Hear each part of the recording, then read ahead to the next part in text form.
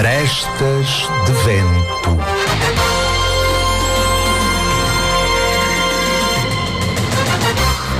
A polémica, as artes, a entrevista. Tudo pelo pensar de Ricardo Cardoso e da sua equipa.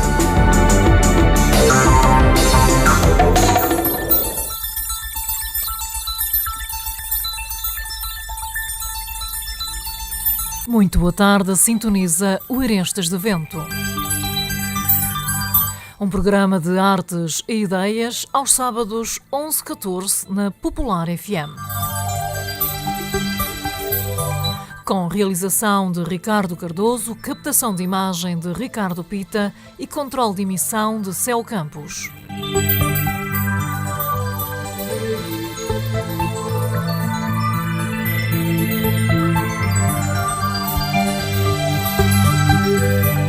Arestas de Vento, o programa de cultura na rádio mais antigo do país. São 26 anos a comunicar ideias numa linha singular de opinião. No fundo, uma forma definida de existir e resistir sem olhar a pressões.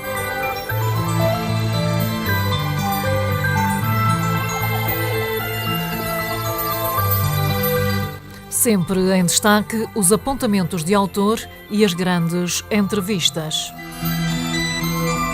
Lembramos que o Arestas está na net em arestasdevento.espelhomágico.pt e ainda que esta emissão pode ser seguida online em qualquer parte do mundo em popularfm.com.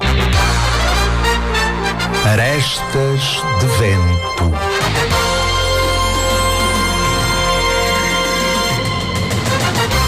Maria Clementina Pereira, atriz, poetisa, eu prefiro poeta e figura notável da cultura setubalense, é nossa convidada especial. Maria Clementina, muito boa tarde. Boa tarde. Seja bem-vinda ao Arestas de Vento, o espaço de comunicação da Popular FM. Ok. O Mário Viegas dizia que da sua juventude em Santarém tinham ficado dois tiques, ouvir fado e ver touradas. Da tua setubalizada juventude, ficaram alguns particulares?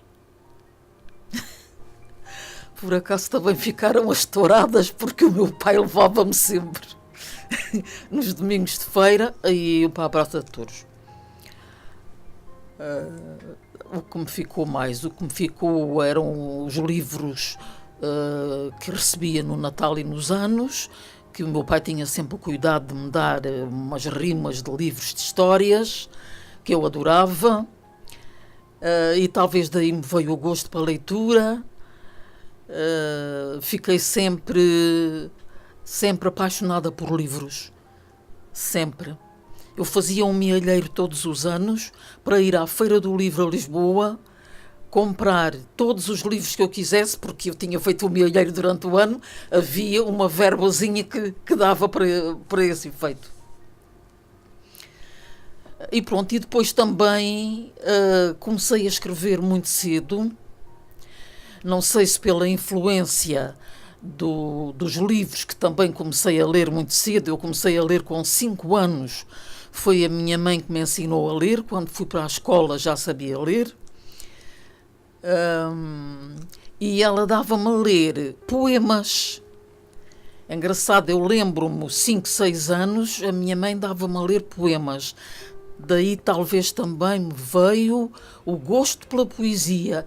E comecei muito cedo a fazer, claro, fazia umas quadras muito mal feitas, evidentemente. Depois, a pouco e pouco, comecei aperfeiçoando. Aí, por volta dos meus 12, 13 anos, já conseguia escrever um bocadinho melhor. E fiquei sempre presa à escrita e à leitura. Que bonito. Foste fundadora dos grupos de teatro Ribalta com Fernando de Jesus e Salgado Soares.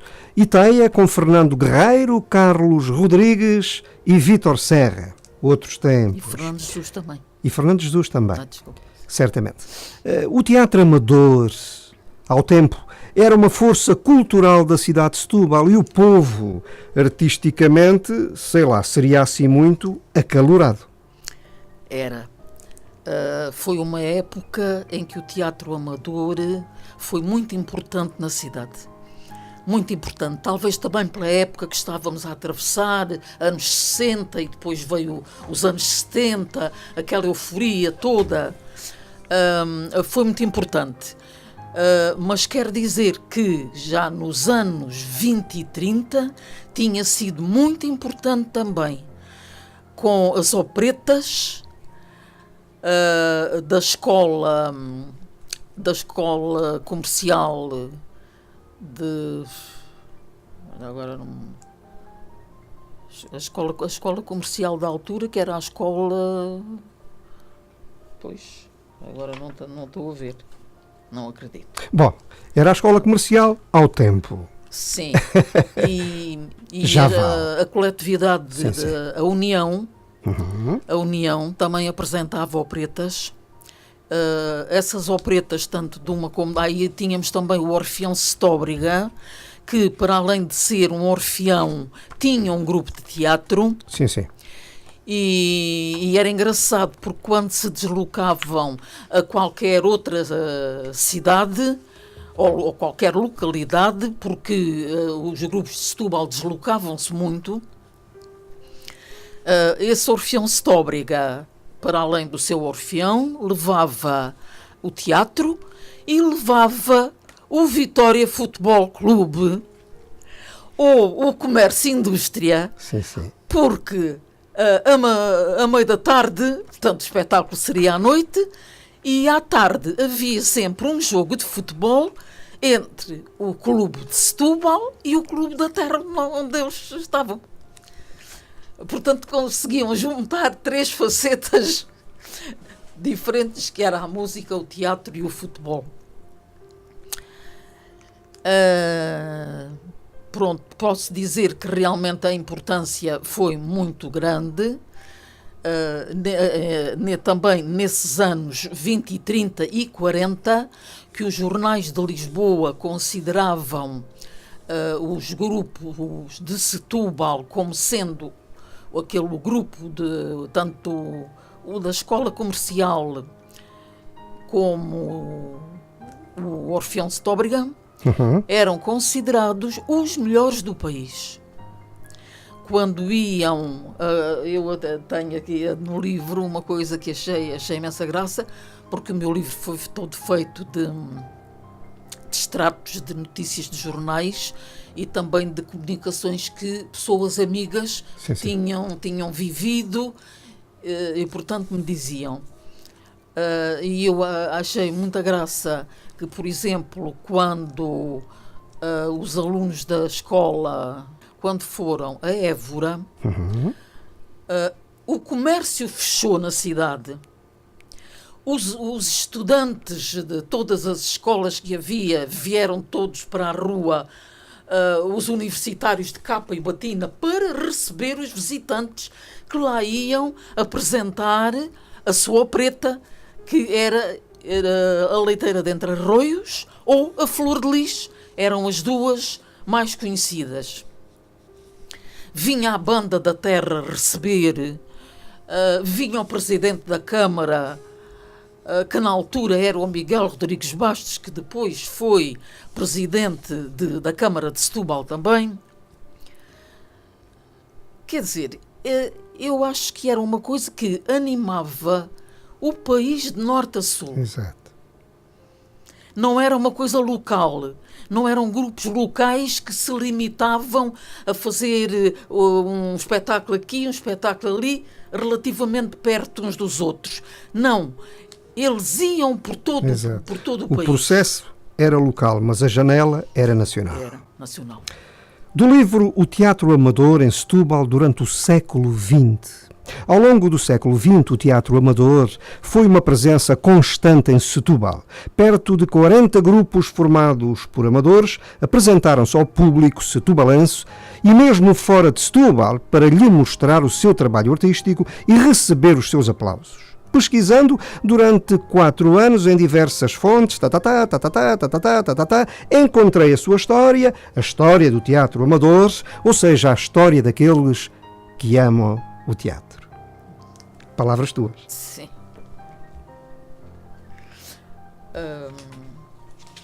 E sublinham, de certa maneira, tudo aquilo que tens vindo a dizer até ao momento.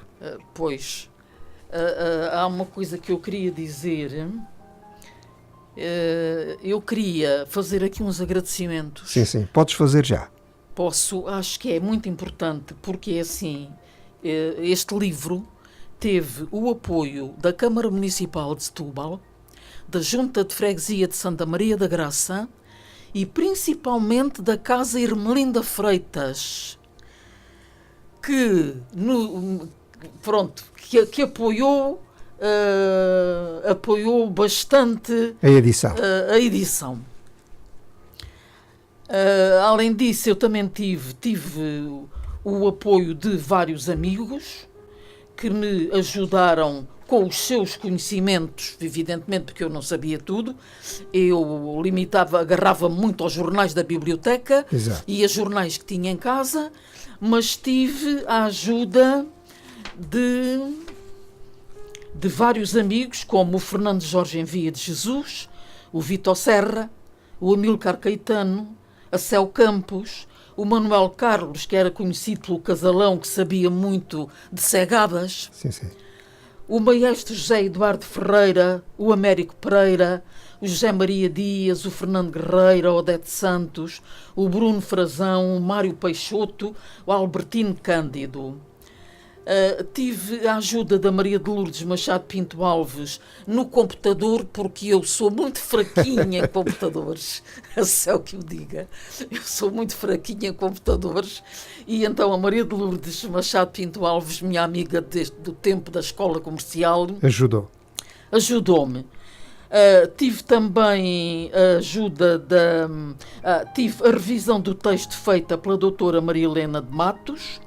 E tive a disponibilidade do Dr. Eugênio da Fonseca, assim como tive também apoio da doutora Fátima Medeiros. Portanto, isto era o que eu queria frisar.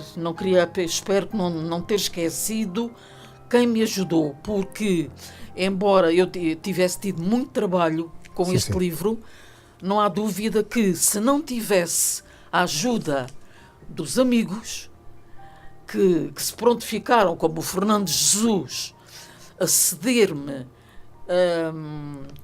2 álbuns que o pai dele tinha guardado quando era aluno da escola. Tu vais historiando e eu vou para aqui culturando com a voz. Digo eu por convicção. E digo agora e aqui. E disse, escrevendo, o Rui de Matos no prefácio do teu livro. Passo a dizer, repito, nunca o teatro teve um verdadeiro peso na cultura portuguesa. Esta bem elaborada obra de Maria Clementina vem ajudar a tornar mais rico o árido panorama de publicações sobre a matéria teatral. Citei. Querida amiga, esta tirada do Rui de Matos, e também minha por convicção, bota em ti alguma responsabilidade no âmbito do testemunho cultura teatral. Ficaste com responsabilidade. Acho que sim, acho que fiquei, porque transmiti aos outros aquilo que se passou nesta cidade ao longo de um século. Sim, sim. Portanto, todo o século XX, na parte artística, eu transmiti para o livro. E agora já descobri o nome da escola. Escola Industrial e Comercial de Gil Vicente. Está resolvido o assunto. É mesmo. Eu andava aqui à cata e sabia que Estava ia aqui lá. mesmo na minha frente. Continua, por favor. Dizias... Eu trabalhei durante 4 anos na Biblioteca Municipal a procurar nos jornais, e é engraçado que havia muitos jornais em Setúbal. Sim, sim. Durante o século houve muitos jornais em Setúbal. Aqui no livro eu menciono os jornais. Sim, mencionas sei lá, bastante. o Germinal, a Exatamente, Indústria, bastante. Havia muitos jornais em Setúbal. E eu fazer essa pesquisa sobre teatro, eu encontrei uma coisa que também me chamou a atenção e que achei interessante que era a situação de Setúbal, cidade, durante esse século. Portanto, as greves que havia, os problemas das fábricas de conserva, das conserveiras, Exato. dos pescadores, meti também no livro. Mas nem Não há tinhas parte. que fazer isso. Isso é quase sociologia, uma relação de causa e efeito da coisa. Porquê é que fizeste? Melhor, o que é que o teatro tem a ver com isso? Tem a ver porque todos esses aspectos influenciam as pessoas a fazer o teatro. E, aliás, o teatro em Setúbal tinha todas as categorias sociais, desde a elite setubalense, que tinha o seu grupo de teatro, se não me engano, um deles era o grupo Rosa de Aguiar, a elite setubalense, até aos marítimos de Troino, que também tinham o seu grupo de teatro. Exato, o teatro era assim Quer dizer, vivido o teatro na sociedade setubalense. E eu acho, não sei, talvez esta influência tivesse vindo de Lisboa, porque Lisboa, pronto, fica muito perto de Setúbal, e vinham a Setúbal muitas peças de Lisboa. Exato. E Aliás, companhias quase itinerantes todas as também. companhias vinham. E então começou, possivelmente, o povo de Setúbal começou a criar o gosto pelo teatro através dessa contemplação. Dessas peças Exatamente. que aí vinham. Pois criaram-se aqui também grupos itinerantes, a Companhia Rafael de Oliveira, o Grupo Rentini. Também achei interessante as figuras típicas da cidade. Sim, claramente. Pronto, a principal figura, o Calafate. O Calafate. O Calafate. E depois fui encontrando o Armando Guerreiro, cantor lírico. Valores. A Maria Helena Martins, que foi a primeira rainha do Sado. É bem verdade. Teve verdade. sua importância. Pronto. A Georgette Jesus, a fadista que se oferece sempre e que está sempre presente. Um valor contemporâneo. E por fim, como ator, o Manel Bola, que eu considero, para além de um grande ator, uma figura típica. Por isso é que eu pus a ele nas figuras típicas. Não quer dizer que Setúbal não tivesse tão bons atores como ele tinha. Mas como figura típica, Exato. aquela figura que vai na rua e as pessoas olham, é Manel, quer dizer, Uma achei figura mais definida. típico e foi por isso que eu pus o Manel Bola. E fizeste muito bem. Maria Clementina, estamos para aqui nesta boa conversa, eu acho, culturando, fazendo a história das coisas pelo lado da cultura também. Até a sociologia já apareceu aqui, a razão da causa e efeito. Eu estou a ver aqui no teu livro um comentário, um subcomentário, ou seja, uma subtirada, melhor dizendo, do Rui de Matos, que de certa maneira não sei se faz a desconversa daquilo que estamos para aqui a levar à antena. Nunca o teatro teve um verdadeiro peso na cultura portuguesa. Como é que é? Ele sentia que o teatro devia ser mais compreendido, mais divulgado, Mais influente. Mais influente. Tanto que ele aí no prefácio dá uma ideia interessante, que é as outras terras do nosso país que tenham grupos de teatro. Exatamente. Deviam fazer uma coisa deste género para que ficasse para a história. Para que significado ficasse, futuro. Pois, para o futuro ficasse. Mas também diz outra coisa. Diz que há pouca gente a escrever e quem escreve não escreve, passo o pleonasmo, sobre a composição dos personagens, a vida dos atores, não escreve sobre coisas comezinhas no teatro, que têm muito pouco interesse. Diz o Rui de Matos. Há pouca gente a ir fundo na filosofia do teatro, na construção e na desconstrução do teatro. Mas eu acho que aqui no livro eu dou a entender isso. Ai, dás completamente. E ele aplaude e sublinha. Mas este livro da Maria Clementina Pereira vai ao arrepio desta denúncia, diz o Rui de Matos. Por palavras dele, naturalmente. Agora vou ler, e aqui, digo eu, um comentário que acabou de chegar via internet aos estúdios da Popular FM. Comentário que tem como mentor Rui Guerreiro, diretor do grupo de teatro Artimanha, ação teatral, sediado aqui no Pinhal Novo. Diz o Rui Guerreiro: dá um beijo por mim à Maria Clementina, outro grande nome do teatro de Setúbal, excelente atriz. Aqueles que têm memória não vos esquecem. Rui Guerreiro. Muito obrigada. Um grande abraço ao Rui Guerreiro, personalidade do teatro na região de Setúbal, particularmente em Palmela, Pinhal Novo, que eu muito estimo. E diz também o dramaturgo Rui Mesquita, no Facebook: grande senhora, grande atriz e também um ícone do teatro setubalense. Acabou de publicar um livro sobre o movimento do teatro amador em Setúbal, que é precioso. Mulher, autora e atriz que prima pela inteligência, discrição e simplicidade. Rui, um abraço. Um abraço para o Rui. Um abraço para o Rui. Pois bem, o Rui Mesquita foi entrevistado aqui no Arestas de Vento há semanas, creio, e ainda não fizemos a edição em vídeo da respectiva entrevista. Vamos fazê-lo muito, muito brevemente. Daqui também para o Rui, o meu abraço. E diz o Albano Almeida no Facebook: comecei com ela, Maria Clementina, e com o Fernando Guerreiro na teia. Aprendi muito com esta senhora. Vamos às palavras? O que é que tens a comentar? O Albano era muito novinho quando foi para a teia. Nós estávamos a fazer o Papagaio de Papel, que era uma peça infantil. E ele, evidentemente, o Albano, para quem o conhece, é tímido. E então era um problema para o fazer abrir-se.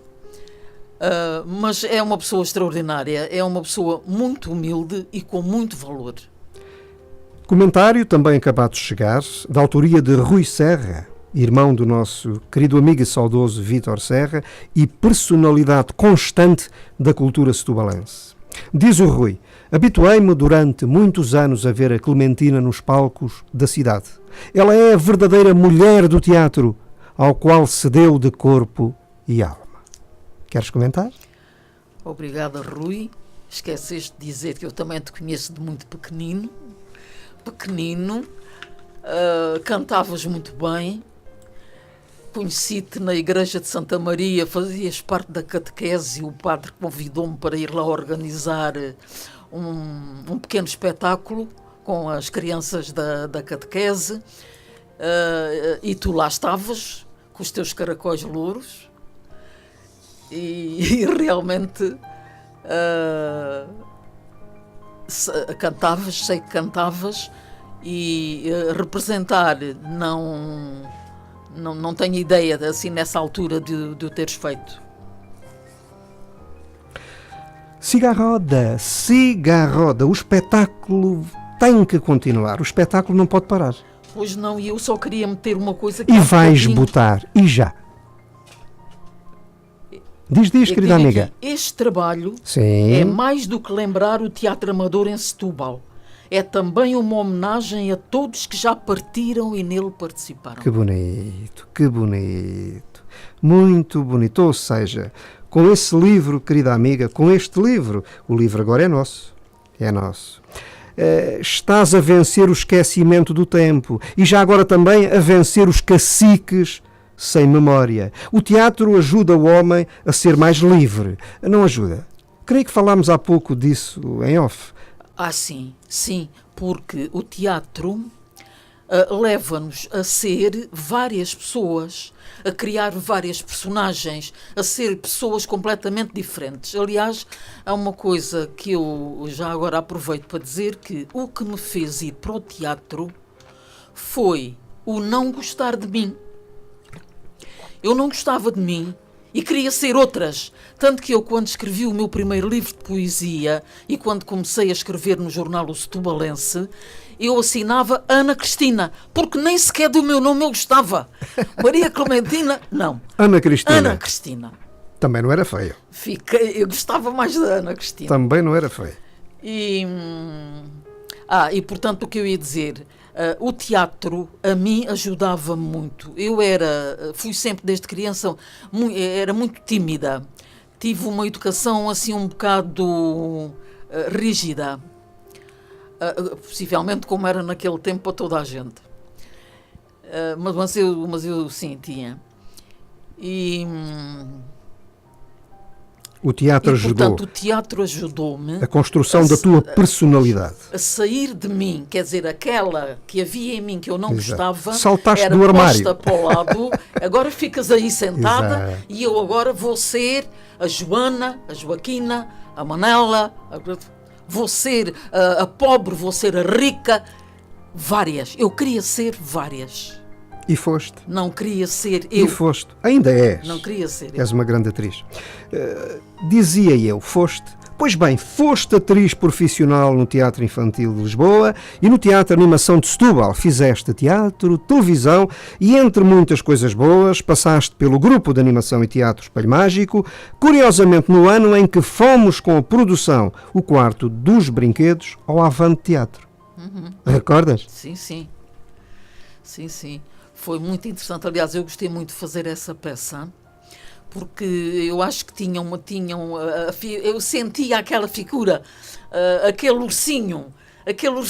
Tudo aquilo era ternura. Era. E depois eu, em criança, tinha tido um ursinho e que aquilo bonito. ligava-me à minha infância. Que bonito.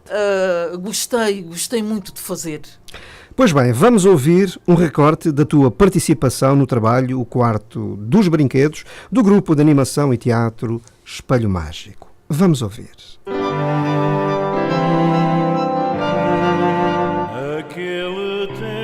Naquele tempo abriam-se as portas à imaginação.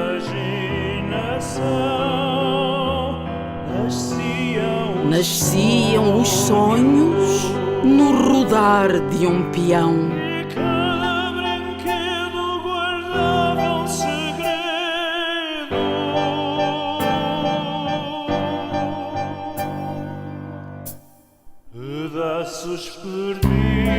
Pedaços perdidos num canto qualquer. Talvez esquecidos, formavam um mundo de vida e de cor. E cada criança era um inventor. Tinha um papagaio feito de papel, pairava no ar preso a um cordel. E os meus berlindes, lindos, coloridos, umas vezes ganhos e outras perdidos. É destes brinquedos que sinto saudade. Sempre que os recordo, não sinto a idade. Querida amiga, publicaste 2 livros de poesia, Vazio e Alga Marinha, e um CD, O Poeta e a Música, com Nídia Martins e Piedade Fernandes, musicado por Walter Rolo e Américo Machado. Pergunto eu, valeu a pena? Ou seja, o poeta é um fingidor, finge tão completamente que chega a fingir que é a dor que deveras sente. C'est ça? Essa? Sim, valeu a pena, até porque foi pela poesia que eu comecei. Eu comecei aí por volta dos 12, 13 anos, enquanto que o teatro foi mais tarde. Já tinha 27, 25. Um pouco mais tarde. 25, mais ou menos. No fundo é tudo o mesmo. A Papéis, poesia é isso. versos. Quer dizer, a poesia também era uma coisa que me ajudou muito, porque, embora a minha poesia é uma poesia que às vezes muita gente não entende, porque eu, na minha poesia, há quem invente poesia e faça poemas muito bonitos, inventados. Os meus não, são vividos, Sim, sim. sentidos. Exatamente. Saem do teu interior. Saem. É muito assim. Aliás, a poesia, ao contrário do que andam para aí a falazar, repito eu, falazar, melhor seria que ficassem bem caladinhos e deixassem de fabricar poetas tipo Farinha Amparo. Melhor seria que ficassem caladinhos e mudos de preferência. A poesia, repito, não tem definição de dicionário, e disseste muito bem. Quando muito, será um estado de alma. Querida amiga, tu sentes a tua poesia escrita de alguma forma muito, muito especial? Como é que a sentes depois de escrita? Como é que eu sinto? Sinto que é um bocado de mim. Que saltou cá para fora. Sim. E a partir daí, que asas ganha? Qual é a sua força vital inerente a esta passagem pela atmosfera vivencial? Continuo a senti-lo como sendo eu. Continua a haver cumplicidade. Sim. Continuo Muito a bem. sentir como sendo eu. José Carlos Ari dos Santos foi assim uma espécie de Neruda à portuguesa ou até nem tanto? José Carlos Ari dos Santos é um poeta que eu admiro muito. Admiro muito. Admiro muito pela força da sua poesia, porque acho que ele também, na poesia, põe cá fora aquilo que tem lá dentro. Estás a pensar num poeta combate? Estás a pensar num poeta da ternura? Estás a pensar em tudo? O Ari dos Santos era um poeta com umas características muito próprias. Muito próprias. Eu penso que no fundo dele havia sempre parece que uma raiva que ele queria transpor cá para fora, e umas vezes saía mais suave, outras vezes saía mais forte, mas era aquilo que ele lá tinha dentro. Eu também acredito. Possivelmente é por aí, é por aí. Há um querido amigo das poesias e das cantigas pensadas, que costuma dizer, assim em jeito de rodapé, diz ele, Ricardo Cardoso, nós tivemos 3 à escala universal muito parecidos, na mesma trilha, com comunicação poética diferente, mas muito, muito parecidos à razão da inspiração. Vinícius de Moraes, Pablo Neruda e Ari dos Santos. Possivelmente. Possivelmente. Sim. Poesia. A poesia é a nobre arte dos versos, digo eu. O Mário Viegas, a Carmen Dolores e o Fernando Guerreiro foram dos melhores dizedores de poesia que eu conheci. Literalmente. E tu, Maria Clementina, também estás muito por lá. Dizes muito bem poesia. Comunicas com muita harmonia a componente poética, eu acho. E por isso pergunto, porquê é que muitos atores bons nas tábuas não conseguem libertar-se e dizer poesia? Pois, por acaso, é estranho que nem pode ser um bom ator, um grande ator, e no entanto vai dizer poesia e perde-se. Não consegue pôr. É que a poesia precisa de alma. E o ator, quando está no palco, está a fazer outro que não é ele. Enquanto que na poesia ele teria que sentir o poema. E é difícil para o ator. Há atores, sim, que sabem dizer bem. Como agora falaste, por exemplo, do Mário Viegas. A Carmen Dolores. O Fernando Guerreiro, sim. Há atores que sabem dizer muito bem poesia, mas há muito bons atores que não sabem dizer poesia. Não se conseguem libertar do quê? Não sei. Do literário? Não sei porquê, não sei, se calhar só perguntando a eles, se calhar nem eles Olha, sabem. eu, por exemplo, muito dificilmente gosto de ouvir a poesia dos autores. Sim, até porque eu penso que o autor tem dificuldade em dizer aquilo que escreveu, Exato. Em sair do motivo. em sair.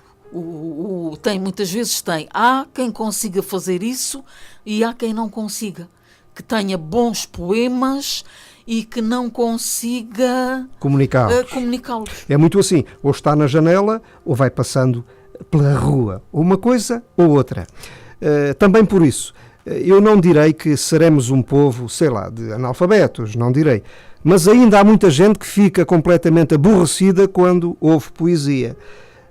Clementina, isto não terá a ver com essa coisada de escrevi, digo. Não terá a ver. Esta coisada das pessoas se afastarem um pouco da audição poética não terá a ver com aqueles que querem dizer por evidência, querem dizer à força, querem estar em tudo. Pois, é possível. Já agora posso dizer uma coisa, eu ando na Uniceti, a Universidade Sénior de Setúbal, e sou professora de arte de dizer. Exato. Portanto, eu ensino-os a dizer a poesia. Exato. Ensino-os a dizer, e a primeira coisa que lhes digo é: leiam o poema e sintam-no, porque se não conseguirem sentir o poema, não conseguem comunicar. Não conseguem dizer. Exato. E tenho vários, por acaso este ano até tenho muito mais alunos do que tinha o ano passado. E eles gostam porque eu até faço uma coisa engraçada. Faço, no princípio de cada mês, eu escolho um poeta. Sim. E depois apareço na aula com o poeta escondido. Sim, sim. Escondido. E depois começo a ler poemas. De quem é? Quero que eles saibam dizer quem foi o poeta. Num esforço de identificação poética. Identificação poética. Às vezes acertam, outras vezes não. Está bem, mas o esforço outras vezes não. É fundamental. E depois o que eu lhes digo também é que e depois não é isso que eu faço também, é que depois, se quer eles acertem, quer não, leio depois a biografia do poeta, dou-lhes a biografia para eles ficarem a conhecer bem aquele poeta. E depois, na semana seguinte, que a aula é uma vez por semana, na semana seguinte, os alunos têm que procurar poemas desse poeta para o irem dizer na aula. Está bem, mas és tu que preparas os alunos e ensinas a dizer. Clementina, agora responde lá esta, por favor. A poesia popular ainda fará algum sentido nesta modernidade cheia de saberes, cheia de novas tecnologias? Faz sentido? Faz porque é um outro saber. Ai, que bonito. Pois bem, querida amiga, e por conta desse saber que acabaste de expressar, vamos levar à antena um poema da tua autoria. Vais dizê-lo. Silêncio. O silêncio apavora, amarfanha a alma. A alma não, já não existe. É tudo silêncio, solidão sem calma. O tempo que passou levou a alma, espalhou-a pelo infinito, mergulhou-a no mar profundo e desfez o mito. O silêncio a machuca, fere, rasga e destroça e ecoa como um grito. Arestas de Vento.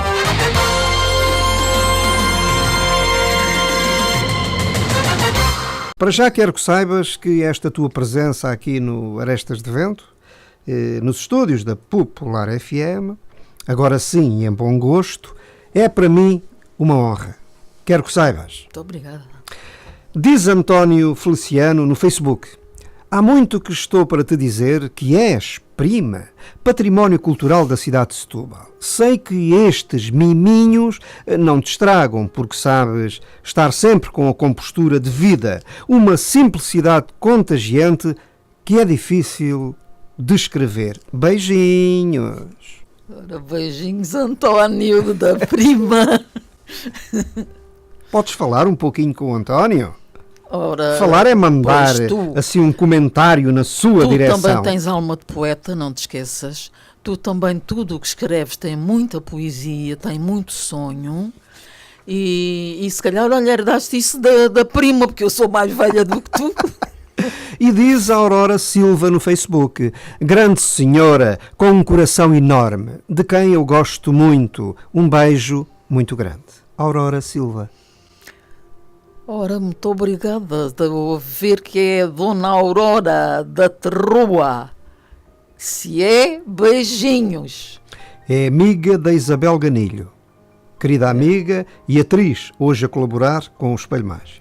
Um querido amigo, costuma dizer: pensar com o coração faz bem ao corpo e anima a alma. E é verdade. Pensar com o coração é fundamental. Pois, só que às vezes há corações que não pensam. Não querem pensar. Não querem bater. Não é? Se fosse o Fernando Pessoa, diria outra coisa. Eu já disse também aqui há pouco em off. Eu quero lá saber das filosofias. Do que eu preciso é dos sentidos. Bom dia, caro amigo Ricardo Cardoso. Cumprimentos à convidada especial e a todos os presentes. Queria perguntar à convidada especial e poetisa se publicar poesia é uma utopia ou será mais uma vaidade para determinadas pessoas que simplesmente querem ter um livro publicado. Será que num país de poetas a poesia continua a ser o parente pobre da literatura? Bom, quem escreveu isto dá pelo nome de Gaspar. Gaspar, vou tentar ver aqui no Gaspar Oliveira, creio, é um querido amigo, residente na bela cidade de Coimbra, está na roda, está naquilo que a gente vai fazendo aqui no Arestas de Vento, através da Popular FM há muito tempo, e é, eu já disse, um homem da fraternidade partilhada. Gaspar Oliveira. Queres responder? Ora bem, a poesia não é a mesma coisa para toda a gente.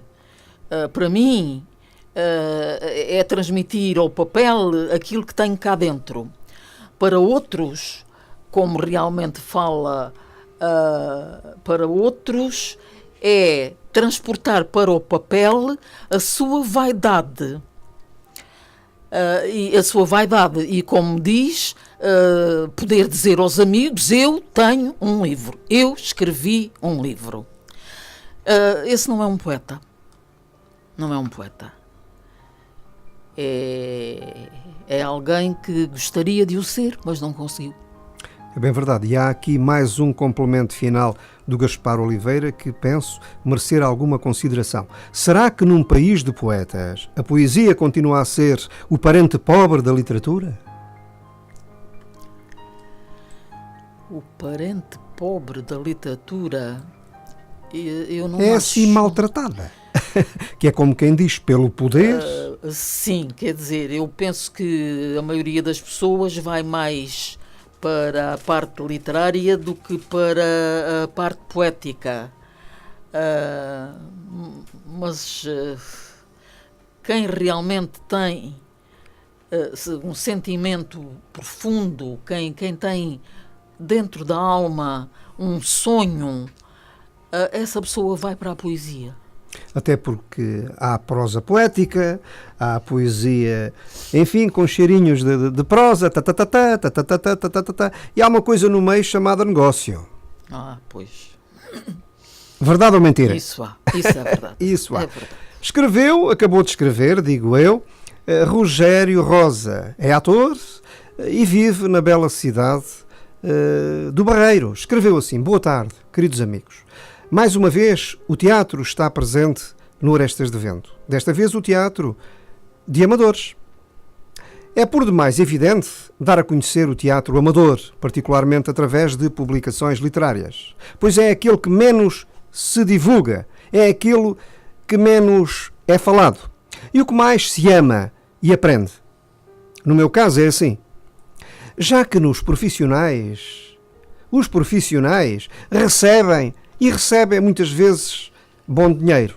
No teatro de amadores, os amadores, porque o fazem com paixão, dedicação e graça, fazem-no de graça. Pois bem, vivam todos os atores amadores deste país, viva a cultura, viva Arestas de Vento, que não se cansa de divulgar e estar ao nosso lado. Parabéns à convidada e força. E o Rogério ainda escreveu uma questão a seguir, depois deste alongado comentário que eu procurei decifrar. E escreve o Rogério: peço desculpa, gostava de perguntar à convidada se há bons atores amadores.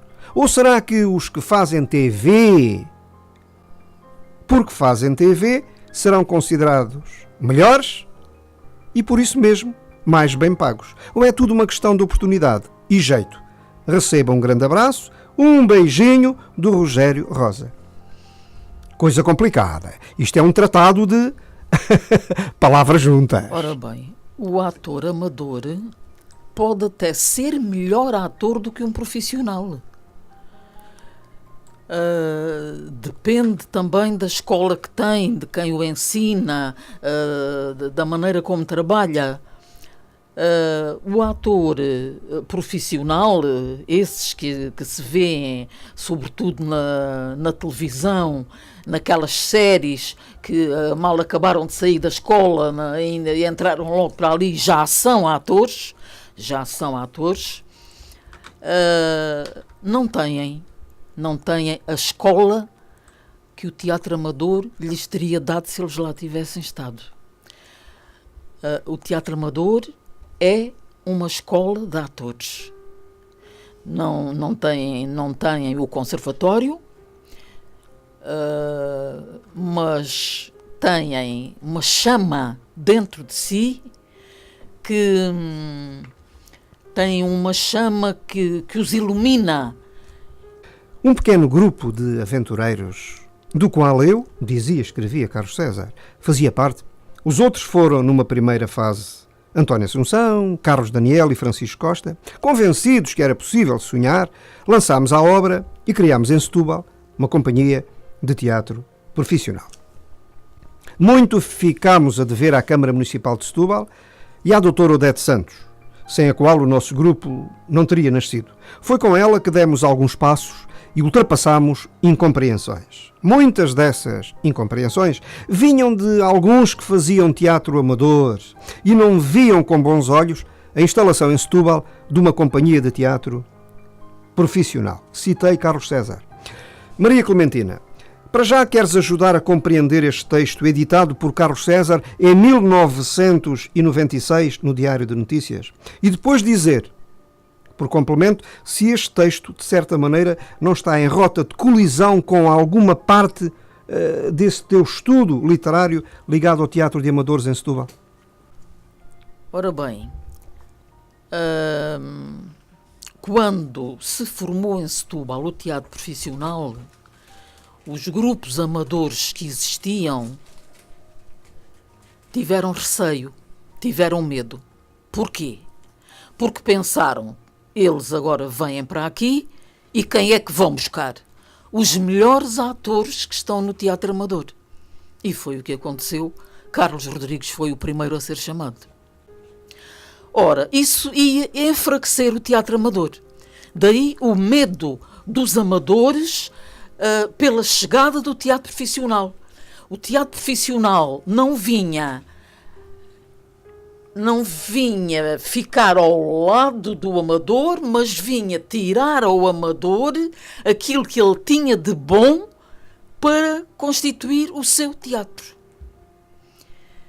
Eu penso que foi o que os amadores na altura tiveram esse receio e, aliás, concretizou-se porque o teatro amador foi acabando e realmente quem ficou foi o TAS, com um grande diretor, Carlos César. Mas o teatro amador, aquele que vinha do povo, esse foi-se desintegrando e integrando no profissional. Agora, foi bom? Foi mau? Não sei. É, como diria Gil Vicente, assim se fazem as coisas. É bem verdade. Carlos César condicionou muito o repertório do TAS, como sabemos, e tu saberás muito melhor, a autores contemporâneos, vivos e de preferência com marca portuguesa. Pergunto eu, essa prática foi mera batota para conseguir pagar as contas no fim do mês, ou bem pelo contrário, a cultura portuguesa só vale se for comunicada? E se for do teatro, tem que estar no santuário, repito, as tábuas. Pois eu acho que o Carlos César pensou, quer dizer, como que fazer uma homenagem aos escritores portugueses. Porque só se fazia autores estrangeiros e em determinada altura o Carlos César pensou, então e os portugueses? Temos tantos, vamos buscá-los, vamos trazê-los para aqui, vamos trazê-los para a cena. Eu penso que foi essa a ideia dele. Essa tentativa de dar Luís moral, Francisco Rebelo, dar moral ao teatro português. Ao teatro português. É quase, nós vivemos nesta crise uma situação parecida. Parou, pagou. Não é verdade? Parou, pagou. Uma coisa o Teatro Animação de Setúbal conseguiu fazer em Setúbal, criar hábitos de teatro. Fixou público em Setúbal, Sim, as casas estavam cheias. Sim, sim. Não direi com todos os géneros, mas regra geral o público marcava Sim, presença. mas foi o Carlos César que conseguiu isso, porque ele tinha uma técnica, uma tática. Ele apresentava um espetáculo estilo popular, como apresentou o Sim, Coca, como apresentou Era Uma Vez em Setúbal. Apresentava esses espetáculos populares para atrair o público. A casa enchia-se. Ele depois levava uma peça séria, uma peça de outro calibre. Era um homem culto. Mas o público lá estava. Exato. Era um homem culto. Sabia o que fazia. E estudava muito bem Sabia os comportamentos o que humanos. Aliás, o Teatro Animação de Setúbal esteve para mudar de nome, esteve para ser Teatro Popular, como sabes. Teatro Popular de Setúbal. O Carlos César ainda pensou isso, depois a coisa esfumou-se. Queres muito sinteticamente e na medida do possível recuperar o que foi a tua vida no TAS? Recuperar o quê? Muito rapidamente, repito, recuperar intensidades, prazeres, papéis, enganos, desenganos, tudo assim muito rapidamente. Queres? No TAS, eu vivi mais o teatro no Teatro Amador. Sim, mas agora no Teatro Animação de Setúbal. No Teatro Estamos a falar de teatro profissional. Também mas faz o parte. Outro pesou mais, sim, já lá vamos, pesou já lá mais vamos, já lá do vamos, que já lá o vamos. profissional. Já lá vamos. Mas, sei lá, o teatro profissional para mim era uma continuação de teatro. Sim, teatro era teatro. Teatro era teatro. É teatro. Eu vim do de amadores amador, ou de profissionais? Passei para o profissional, teatro era teatro. Prazeres, papéis, enganos e desenganos. Foi tudo a mesma coisa. No profissional e no de amadores. Verdade ou mentira? Sim. Bom. Sim, eu lembro de uma peça no TAS. Foi o Alguém Terá que Morrer, que eu tinha um papel enorme. Sim. E que em determinada altura foi-se. Fiquei em branco. Fiquei em branco. Instintivamente levei as mãos à cara. Olhei para cima para a escada onde estava o Carlos César. E fiquei. Mas foi um branco total. Sim, sim. Passados segundos, agarrei na peça. Só que agarrei na peça mais à frente. O buraco ficou. Eu vi a cara do Fernando e da Maria Simões, sim. muito espantados a olhar para mim. Mas eu dizia assim, bem, eu agora dei um grande assalto. E agora? Esta foi demais. Agora tenho que voltar para trás porque tenho que fazer aquela cena. E voltei para trás e fiz a cena e respirei. Respirar é fundamental. O Fernando Guerreiro era muito bom nisso. Perdia o texto, mas ficava naquela musicalidade e aquilo batia. E muitas vezes enganava o próprio público com aquela musicalidade toda e também através do gesto, não é? Como sabemos, da pose. Pois bem, regressemos aos prazeres, papéis, enganos e desenganos. Fala do teatro de amadores. Vivido por ti em Setúbal. Praticado por ti. Nesta trilha, repito, prazeres, papéis, enganos e desenganos. É assim, eu entrei para o Teatro Amador a convite do Fernando Jesus, que tinha sido meu colega de escola. Exatamente. Mas eu já pertencia a um grupo de poetas setubalenses, que era a Arcádia da Fonte do Anjo, em que eram todos poetas e andávamos pelo distrito dizendo a nossa Exato. poesia. Portanto, daí, já me vinha daí. Entretanto, o Fernando Jesus convida-me, vamos formar um grupo de teatro com o Salgado Soares, arranjamos aí mais gente e tal. Já ouviste hoje E vamos. dizer poesia na antena. Sim, E muito bem. já. E pronto, e fui parar ao Ribalta, que na altura não era Ribalta ainda, nem tinha nome, Claro, não tinha claro. nada. Começámos a trabalhar, Deus lhe pague, de Jaraci Camargo. Pronto, e não tínhamos encenador, o Fernando Jesus tinha uns conhecimentos, porque na altura estava lá a Companhia Rafael de Oliveira e ele passava lá muito tempo com eles, portanto tinha assim umas ideias Exato. dos outros. E tínhamos o Salgado Soares, que na altura estava na Faculdade de Medicina, Era um homem que dizia muito bem. dizia muito bem. Dizia muito bem. E tinha a faculdade de medicina onde ele estava, tinha um grupo de teatro que era dirigido por Rogério Paulo.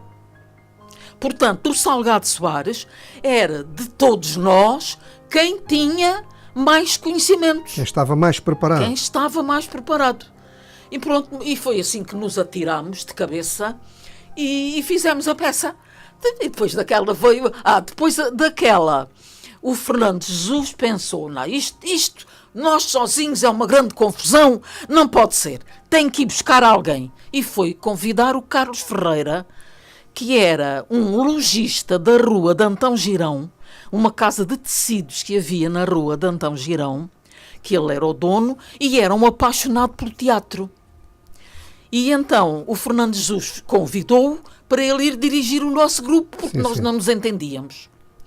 Porque já estávamos todos, já cada um julgava Exato. que era melhor que o outro e aquilo era uma confusão. E então, com esse Carlos Ferreira, fizemos... Alguém terá de morrer. Pronto, a partir daí ficámos com o Carlos Ferreira a dirigir o grupo. E o grupo durou uns 8 anos, mais ou menos. Entrou para aí a Odete Santos, o primeiro a entrar foi o Carlos Rodrigues, Manel Bola. muito novinho ainda. Sim, sim. Eu venho cá fazer seja o que for, O que eu quero é fazer. eu quero é fazer. E então, coitadinho, o que ele tinha para fazer na altura era puxar o pano, porque já estávamos a ensaiar a peça, já estava quase pronta, e ele abria e fechava o pano. Pronto. E depois lá ficou. A seguir foi o Fernando Guerreiro e depois foi o Odete Santos. Entretanto, havia muitos que entravam e saíam. Claro, Uns claro. iam, uns tinham mais jeito, outros tinham menos jeito. Uns adaptavam-se àquilo, os outros chateavam-se. Exato. Pronto. E fizemos bem durante uns 8 anos. Entretanto, o grupo dissolveu-se, houve problemas e alguns elementos do grupo foram para o clube de campismo. Quem foi para o clube de campismo foi precisamente o Carlos Ferreira, com a Odete Santos e o Alberto Paquete. E nós continuámos. Sim, sim. Continuámos no Ateneu. Chegaste até a que, presidente enfim, do acabou. Ateneu, não chegaste? Sim, Creio que sim. fui presidente do Do Ateneu e fui. Entretanto, o grupo acabou. Pronto, o grupo acabou. E o Carlos Ferreira com a Odete, que estiveram no clube de campismo muito pouco tempo, com a Raposa e as Uvas, se não me engano, foram depois para Palmela. Foram fazer teatro para Palmela. Sim, sim. E eu fiquei, tive bem uns 2 anos que não consegui, não fazia nada. Tinha feito o dia seguinte, do Luís Francisco Rebelo, que foi encenada por Vasco de Lima Couto, e pronto, e eu andava ali um bocado aos caídos. E então digo assim, bom, vou quebrar o meu orgulho e vou falar com o Carlos Ferreira e vou-lhe pedir para ir para o grupo de Palmela. E fui. E assim foi. Assim. Ora, que se... pronto, eu quero é fazer teatro. As questões que houve acabaram, já lá vão 2 anos, já não, isso não interessa. E como é que o teatro, a esse tempo, era vivido em Palmela? Também com muita intensidade, popular. Muita intensidade. Muita. E de forma organizada. Aliás, em Palmela, eles já vinham de trás com muito traquejo. Sim, muito teatro associativo. Associativo. Muita coisa. Exatamente. Assim. Fizemos um espetáculo para Sua Excelência o Sr. Presidente da República, lá no Castelo de Palmela. Ai, que bonito, que bonito. O Sr. Presidente era o Sr. Américo Tomás. Estás a fazer memória. Entretanto, morre o Carlos Ferreira. Desfez tudo. Eles ainda me vieram pedir para eu continuar com o grupo, mas eu não. Já era dirigir, difícil. Não quero. E pronto, e ficámos assim. Tu nunca te dedicaste, que eu saiba, muito à encenação. E agora estás a passar assim ao lado, estás a raspar o ato. Porquê? És mais uma mulher de representação? Não, sou. Uma mulher de tábuas? Sou, não. Transmitir a palavra fingida? Sou mais de fazer do que ensinar os outros. Nesse aspecto de teatro, acho que cada um vive o que sente. A encenação é outra coisa outra e é coisa. para outros. Tu és uma mulher da interpretação. Sim. E a teia? Onde é que encaixa nisso tudo? Depois passaram para aí uns 2 anos e outra vez o Fernando Jesus vem ter comigo, vamos criar outro grupo de teatro. E então aí é que foi. Era eu, Fernando Jesus, Fernando Guerreiro, Carlos Rodrigues e Vítor Serra. Então a gente agora vai bater o pau. Chegou a teia. Verdade ou mentira? Chegou a teia. Vamos à teia. A teia, ora, nós precisávamos de espaço, não tínhamos espaço. O Fernando Jesus falou com a Maria Adelaide Rosado Pinto, que era da Academia Luísa Todi, e ela cedeu-nos espaço para nós podermos trabalhar lá. Mas naquilo não deu, não nos entendemos, houve desavenças. Entretanto, foi nessa altura que nos surgiu o Rogério Paulo, que foi convidado para padrinho do nosso grupo, que entretanto saímos dali. Ora, teia, para onde é que a gente foi? Andámos à deriva. Exato. Juntávamos em cafés para procurar peças e sonhar onde é que havemos de representar a peça. Bom, até que por fim descobrimos que no Parque das Escolas, que é hoje o Parque José Afonso, havia um género de barracas. Sim. E havia lá uma que estava vazia, aquilo estava abandonado. E nós pensamos, espera aí, aquilo era da Câmara. Exato. E se nós fôssemos pedir à Câmara aquela coisa, fazemos dali um pavilhão de teatro? Fomos pedir à Câmara e a Câmara cedeu e nós ocupámos aquele espaço. Claro que no grupo, aqueles que tinham jeito para martelar e para fizeram dali um teatrinho de bolso. Exato. E foi o primeiro teatro de bolso que houve em Setúbal. Ali. Pronto, e depois aí começámos a trabalhar. Entretanto, o Fernando Jesus convidou o Rui de Matos e fizemos um Deus Dormiu Lá em Casa. Pronto, já noutras características, porque o Rui era meio louco a ensaiar, o Rui era loucura, as coisas dele. Era um homem moderno. Era uma coisa de louca. Aliás, a teia era um grupo de teatro com preocupações modernas. Vocês eram modernos. Vocês lidavam assim com a cultura como quem fala com alguém que trata por tu. Com o Rui de Matos foi muito importante a chegada do Rui de Matos à teia. Quer dizer, levámos todos uma volta. Ele virou-nos do avesso. Virou-nos. Pronto, e depois daí fizemos várias peças na teia. A teia ainda durou bem uns 10 anos, mais ou menos. Marcou um tempo e fez marcou, história em Setúbal e no país história. também. Entretanto, o Rui de Matos depois afastou-se, foi convidado não sei para quê, e nessa altura quem ficou na parte de direção foi o Fernando Guerreiro. Sim, sim. Pronto, e continuámos e fizemos o Par Escutiolhe, que era uma peça popular que fomos convidados pelo Igrejas Queiro para ir à Ilha da Madeira fazer, ficámos lá 4 dias a fazer a peça. Era uma peça popular, Sim, sim. uma peça popular, muito interessante. Bem feita, definida, definidora. Muito, muito interessante. Havia uma característica. Era feita de vários textos, Sim, sim. canções Exato, diferentes. exato. Era um trabalho de luta. Ó Clementina, sabes que uma das coisas que me irrita um pouco nesta coisada chamada teatro é os grupos hoje praticarem um pouco a chamada cultura indefinida. A gente não sabe o que é que os grupos vão fazendo e quando fazem mal, por isso mesmo. Ou seja, não vão fundo em qualquer coisa. E a Teia não era assim. Como não é hoje o TIL, por exemplo, a gente vai ao TIL e sabe o que vai ver. E aquilo vai fundo. Vai fundo.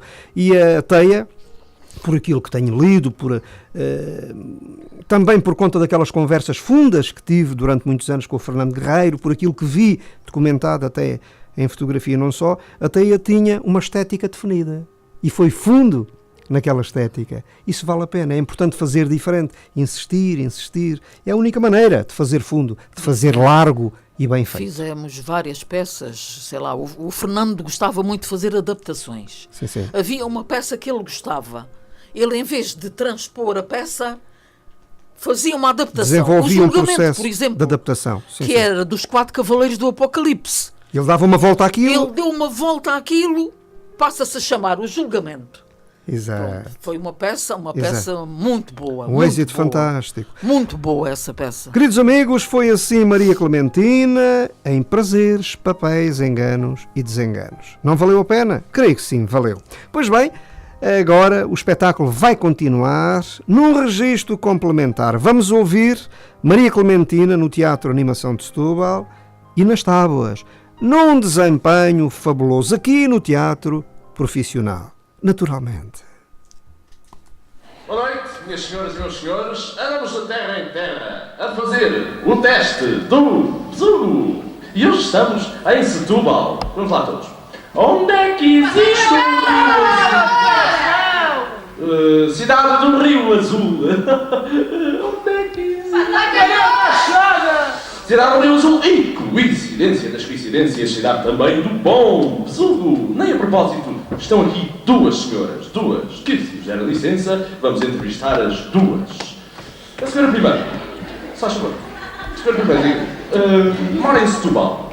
Moro, eu moro no bairro do Liceu. Então e a senhora? É casa onde eu fiz. E a minha senhora, que tal? Do Besugo. Ai que bom! Lá em casa todos comem do Liceu com a medida grande. É tão bom. E a senhora já tinha experimentado o Besugo? Não, foi a primeira vez. Algumas amigas minhas já me tinham falado nisso, percebe? Mas eu nunca tinha tido a oportunidade de experimentar. Então e que tal? Ai, é maravilhoso. É tão suave, tão sequinho. Uma autêntica tentação. E uma senhora tem filhos. Tenho. Os seus filhos já experimentaram o Besugo? Os meus filhos não querem outra coisa. Então e os seus? Olha os meus gostam à baba. É verdade, sim senhor. Inteiro dizer ao meu marido, ai Aníbal, não sabe se o que vais ver que gosta. E minha senhora, o que é que acha do teste do Besugo? Olha, sabe, eu cá já usava o besugo em casa dos meus pais e continuei a usar depois de casada. E olha que eu já estou casada há 16 anos. Uso e abuso. Quando o meu marido chega à casa com o besugo, eu estou à coca, vou-me logo agarrar a ele. É verdade. Sempre que posso, eu estou agarrado ao besugo. Olha, é melhor que ir ao almoço, é ao almoço, ao jantar e ao deitar. Abro o papo seco e entalo o besugo. A senhora, diga-me o que é que acha da nova embalagem? Bem, Bem, eu acho que é muito prática. Depois que vi as maiores, não gosto de outra. E a senhora, o que é que acha? Olha, quanto maior for, mais económica tem, né? Então está a ver, em vez da gente ter em casa assim 2 ou 3 das pequeninas, basta ter uma das grandes que dá para a família toda. A senhora trocava o besugo por 2 sardas? Eu, Deus-me livre, o besugo que eu lá tenho vale por 2. Estas senhoras usam o besugo porque besugo mais besugo não há. E você? Olha, deixe-me ir embora, ainda tenho que ir entalar o besugo. Ai, mas que ordinária, credo, que horror. Ai, ordinária, será você que só pela pena sua vergonha? Está aqui, está a levar para as sapatas da cara. Ai, que horror.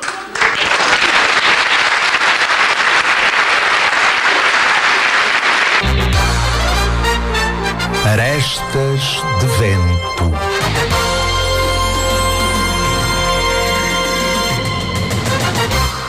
Maria Clementina, como é que fizeste a pesquisa para este recorte de representação que levámos à antena? E, naturalmente, como é que o preparaste? Fazes a contracena com o José Nobre, não é? É.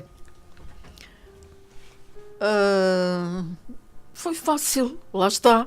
Eu gosto de ser aquilo que não sou. E, Está bem, mas tu fazes ali 2 papéis. Precisa, não é? pois. Aquela dialética de palco não será fácil de expressar, não. Faço uma senhora fina e faço uma mulher popular. Uma mulher da rua. E ainda por cima com os R's. Uma com os R's, a outra sem eles. Exato. Eu achei muito interessante, gostei muito de fazer esse trabalho. Gostei muito e não me foi difícil. Lá está, porque eu, como gosto de ser aquilo que não sou, exato. Foi fácil para mim criar aquelas 2 mulheres. Escreveu Esther Cide, uma grande poetisa da nossa praça, uma grande mulher deste país, que ainda tem como primeira figura, eu acho, um poeta, Luís Vaz de Camões. Disse algum pecado? Bom, acho que não disse. Bom, escreveu a Esther Cide. Estou a ouvir a entrevista com um grande orgulho. Uma grande entrevista a uma grande mulher, uma grande senhora do teatro. Obrigado, amigo Ricardo Cardoso, por mais este presente. Um grande abraço a toda a equipa do Arestas de Vento, de quem gosto muito e tenho muitas saudades. Neste momento estou no estrangeiro, na Irlanda.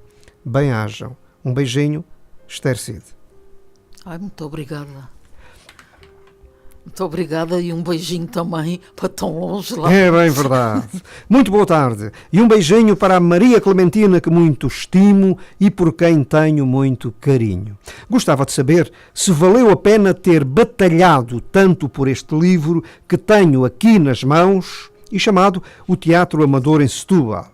Quais as conclusões que pode tirar dele? E, finalmente, uma pergunta que faço sempre que faço alguma coisa artística.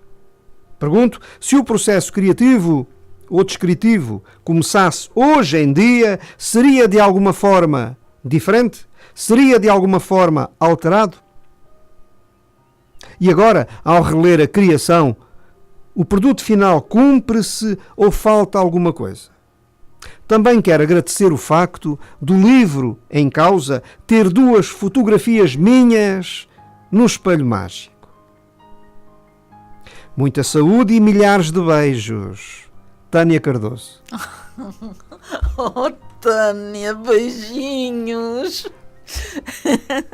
Só tu, minha querida, só tu. Vamos às conclusões do livro. Ora, as conclusões do livro. A minha ideia foi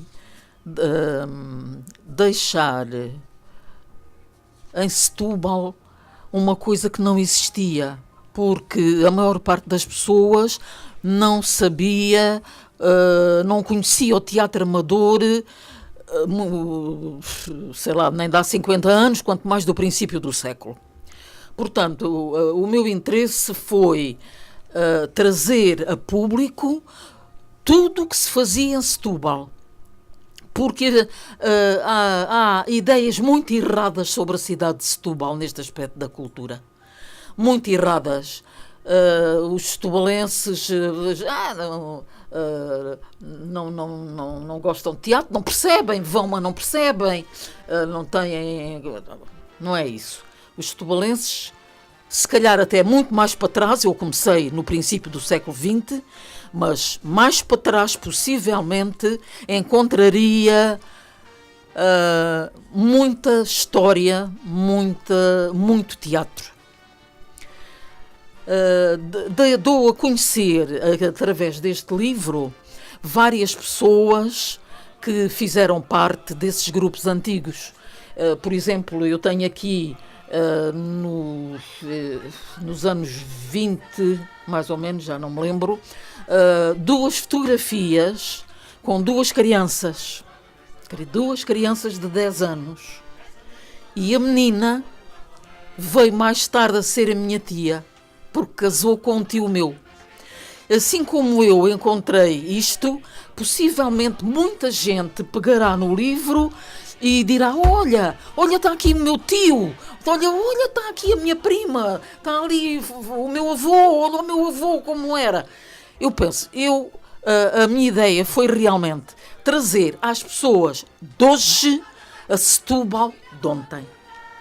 É muito bem. A Tânia pergunta se o processo criativo do livro começasse hoje, seria diferente? Terias feito alguma coisa diferente? Não. Não. Siga a roda, siga a roda. Bom, para já, pergunto eu muito rapidamente, Setúbal continua a ser uma paixão? Continua. Embora por vezes Setúbal me desiluda, eu lembro-me sempre do meu pai que dizia: tem cuidado, olha que Setúbal é uma boa madrasta, mas é uma má mãe. Então também por isso, pergunta malandra, tem cuidado com a resposta, pergunta malandra, reveste na linha de governação da cidade do Sado, cultivada pela doutora Maria das Dores Meira? Sim. Acho que a presidente que temos tem feito muito pela cidade de Setúbal. Eu digo Miguel Assis, tu dizes o quê? Um ator. Eu digo Carlos César, tu dizes o quê? Um grande homem. Agora digo Vítor Serra, e tu o que é que dizes? Um grande amigo. Querida amiga, Fernando Guerreiro. Sem palavras. Maria Clementina, então, à tua escolha, debita, por favor, muito rapidamente. Que é grande.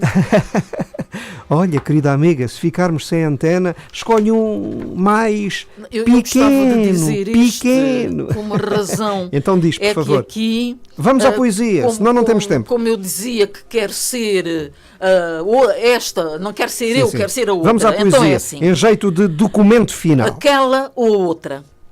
Como eu gostaria de ser aquela ou a outra, todas menos eu. Como eu gostaria de viver na praia, ser mulher do mar. E à tarde, à tardinha, chegar o meu toino com o peixe vivinho no barco a saltar. Que feliz seria, olhando os garotos na praia a correr, cozendo a camisa de quadrados dele e aqueles calções que o Manel vestia só com uma alça e a saia da Rita que já sabe ler. Seria feliz, mesmo que chorasse na praia à noitinha por te demorares, mesmo que o bramido das ondas entrasse no meu coração e me enchesse a alma de dor e paixão. Seria feliz ao ver os teus olhos fitarem-se em mim, teu rosto, tua boca que sempre sorri. Seria feliz colado ao teu corpo, abraçando o mundo, meu mundo que és tu. Seria feliz, esperando por ti. Mas se eu fosse a mulher do mar, que agora é desejo meu, quereria ser aquela ou a outra, todas menos eu. Quereria a serra, os campos, a fonte. Seria feliz ceifando as espigas, guardando os rebanhos, até quando o sol escondido ficasse lá no horizonte. Seria feliz contigo, João, cantando nas eiras, vivendo no monte, sem mais entender que o canto das aves, que a cor das papoilas, só sabendo ler nos astros contigo, mondando o arroz ou ceifando o trigo. Iria pela serra de trouxa à cabeça lavar à ribeira e viria cansada, mas fresca, rosada, descendo a ladeira. Ao longe, veria teu corpo dobrado para a terra que é mãe, puxando o arado, cavando além. Gritaria por ti: é João, João! virias correndo, o som ficaria pairando no espaço e nós muito juntos num apertado abraço. Que feliz seria sem mais querer saber. Mas se eu fosse a mulher do campo, vivendo em trigais maduros pelo sol, brilhando no céu, quereria ser aquela ou a outra, todas menos eu. Quereria ser mulher da cidade, ter sedas e peles, andar sobre saltos, ter um ar snob, falar de Tolstói, Maurois ou Van Gogh, entrar nos cinemas com arte, com graça, pisar levemente na sala ou na praça, sorrir com os olhos, falar seriamente, querer ser mais e mais, querer ser toda a gente. Quereria ser aquela que sou e que hoje não quero. Quereria ter o que hoje tenho e julgo não ter. Quereria saber o que hoje já sei e não quero entender. Quereria sentir o meu eu profundo, sem ti ou contigo perdido no mundo. Quereria ser aquela que sou e não quero ser. Quereria ter a vida a que fujo e não quero viver. Quereria ser aquela que não quer o mundo que é seu, aquela ou a outra, todas menos eu. Arestas de vento.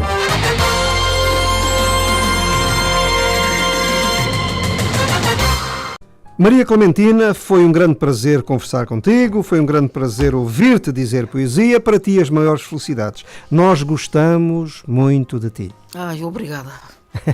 Igualmente. Bem-ajas e até à próxima. Arestas de vento.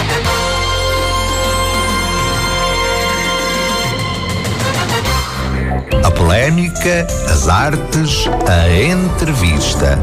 Tudo pelo pensar de Ricardo Cardoso e da sua equipa.